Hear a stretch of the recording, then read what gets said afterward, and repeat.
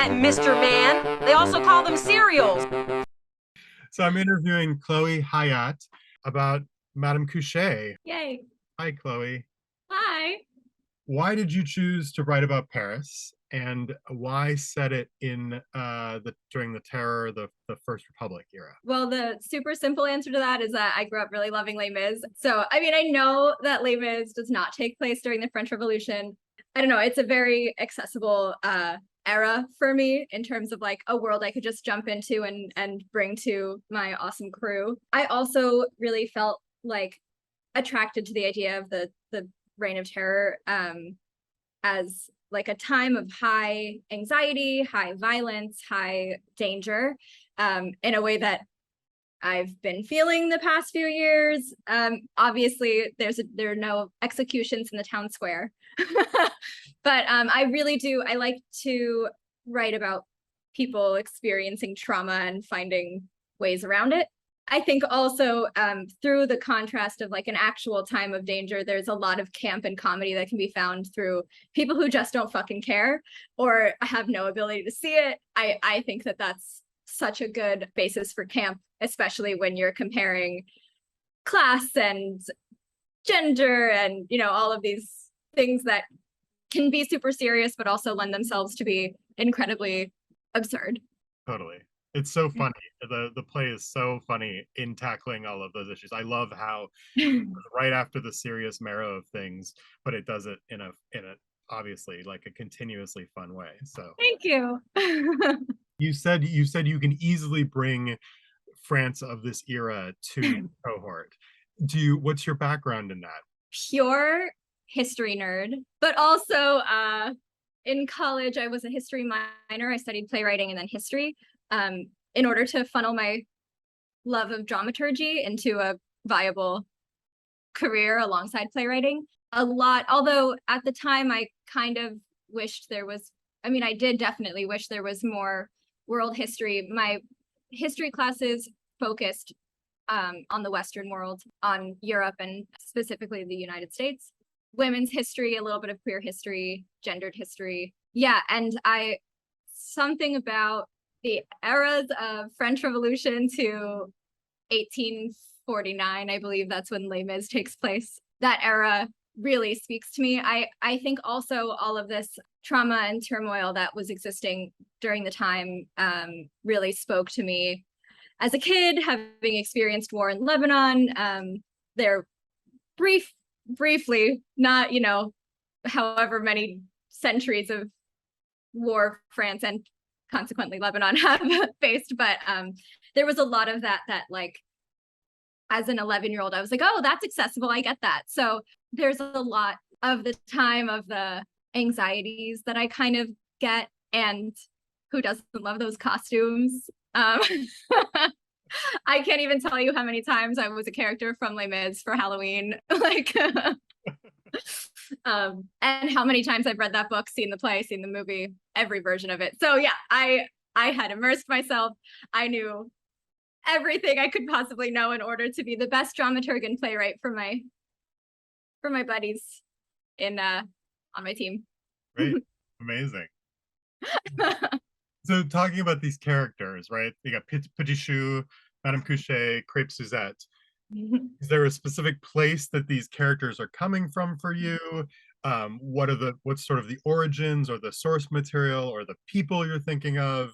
Totally. These characters are based on a real woman named Madame Gourdon, who actually was a brothel owner in the French Revolution, who I believe, at least in the Western world, was the first person to start selling and marketing dildos.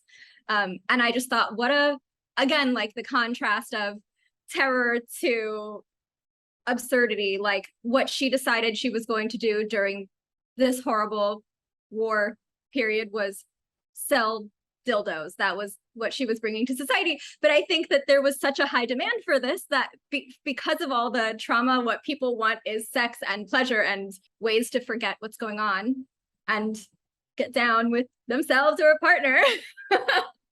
So yeah, so I was really inspired by her story. I thought that was wild. She was a business owner. She, you know, was an inventor, essentially. She didn't invent the dildo, but she invented her brand of dildo. and her materials in particular. So that's where the basis of the world and the characters come from.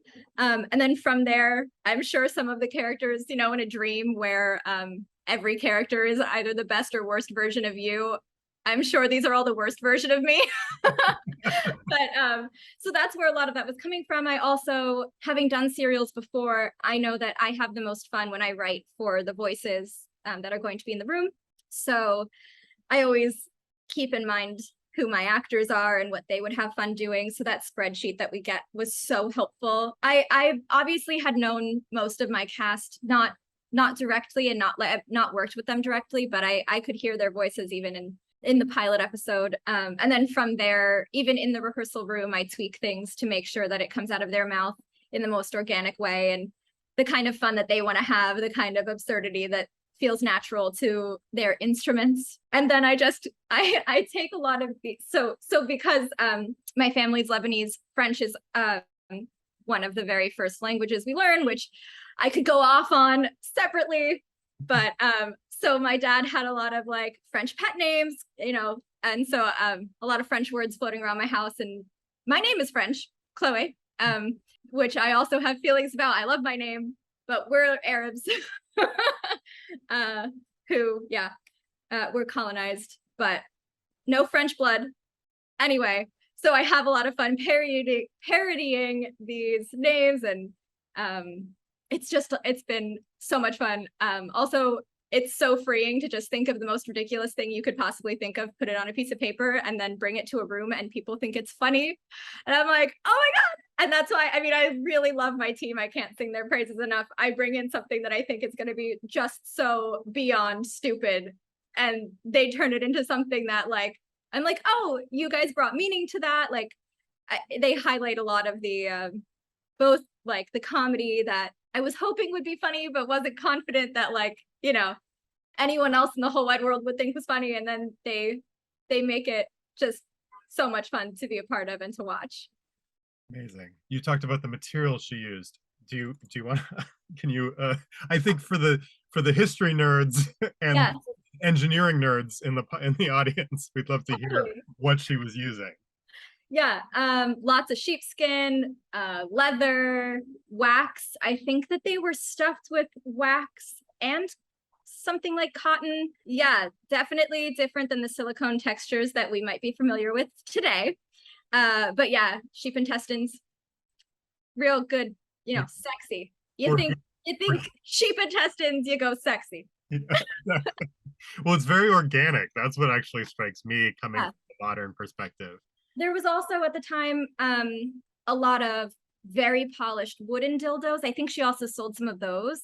And historically, very far back, even in ancient Egypt, there were both polished or petrified wood dildos and marble and fine stones, which actually we have versions of today. If you get a crystal dildo or a glass dildo, I don't think they had glass dildos back then, but I know that they had stone and wood, and it's very funny. This is maybe a tangent, but as somebody who studied history and history of maybe more oppressed people or people that get written off, and women, queer people, BIPOC people, there's a lot of reading between the lines that you have to do as a researcher, because their antiquities and their documents aren't preserved the way that British men might have been preserved forever. It's interesting in reading a lot of the writings that have come out about finding these dildos is that these male researchers would find these objects that looked awfully familiar, and they'd be like, no, I bet they used this to curl their hair. Oh, I bet they used this to knock on doors. And it's actually the first, the big head part of it is a different color than the rest, implying that it has been used in some way that wears it down. It's surely not whatever, curling your hair. What are you talking about? And it takes historians who are of other demographics to look at that and go, no, I promise you, women were putting those in certain areas. People were pleasuring themselves with those objects. Yes. The whole history of dildos has sort of been disappeared because of who the historians were, in the sense exactly. who the historians were and who they perceived the users of these objects. Yeah. Do you want to talk specifically about sex workers and why you write about sex worker? I mean, not that it's everything you write, but that Sure. you have in the past, and I know that's a theme in your Yeah. oeuvre. So Thank you for noting that. Yeah, I write a lot about burlesque dancers and sex workers. I've especially women, queer people, and Arabs. I've always found, especially in studying how history is recorded and who deems what important, that the people who are important to me historically, you really have to search to find. Like Arab sex workers defined the entire genre of burlesque, which is now, in terms of like art, it's influenced so many things. Arab immigrants in the 30s and before brought in belly dancing, which was new, and that influenced striptease forever. A lot of those people were queer and openly queer, and I've always been fascinated in people who, despite what we've learned about history, have embraced their sexuality, marketed their sexuality, been sex forward, been as proud of that as they could possibly be during the time. And it sort of shows that people have always been people. It's not like women in the Victorian era in England really liked being buttoned up and didn't do anything they weren't told not to do. It's really inspiring to me to learn that the bullshit that we're taught is maybe just the surface and what was prescribed and thus what was recorded because it had been prescribed in a certain way. And everyone else who seems more like me and my friends and the people that I love and that I work with and enjoy really did exist and have always existed. We've always been here. And it's just up to people like us to scratch the surface and discover what's underneath the bullshit. Can I ask you to just be a little more specific as far as when you say the shit we've been taught, you're talking about like hegemonical or puritanical morality, right? Both morality and absolutely starting with morality. Good women don't have sex. Good human beings aren't homosexuals. And obviously that's not the case and has never been the case.